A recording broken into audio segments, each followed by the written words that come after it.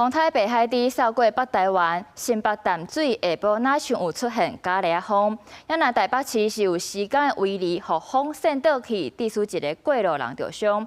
台北市長蔣萬安表示，會繼續注意暴風圈的影響。也若新北市長侯友宜是強調講，沿海就要特別加強防災。你看東西都飛起來。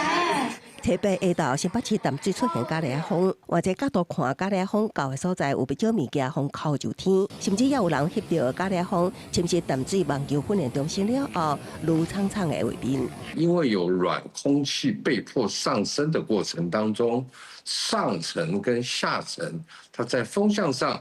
在風速上有劇烈的這個變化。專家提醒，隨風台北海地瓦近恐驚也會出現更較濟激烈天氣現象，外出要特別注意安全。風台繼續瓦近北部海面，完成設備早起，上北地區也不時會當看到出日頭，下晝煞熊熊變天，出現浪澎的風波。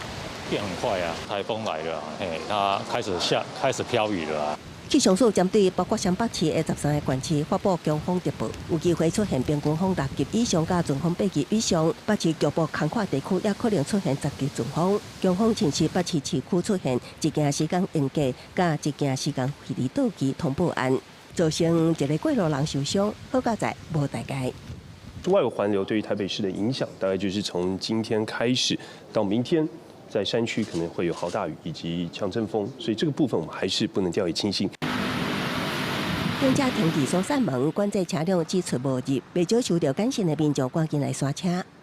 警訊內容就是說把海豚來，然後說到2點開始指數不進6點多掉。台北市為下晝2點開始實施所閂門加決堤道路只出無入管制，4點鐘了後開始拖掉。新北市高潭地停車場下晝4點開始拖掉，5點開始全市歡迎門決堤道只出無入，6點全面封閉。新北市長侯友宜強調，沿海會是上大挑戰，親自到深河漁港視察風台整備。其實我們都以1級的高標準來面對這一次颱風，北海岸北側、南側山區，特別要慎防豪雨造成的坡地障礙。風台北海地來到增強北部地區，首先受影響，繼續加強風台，希望將衝擊降到上低。記者綜合報道。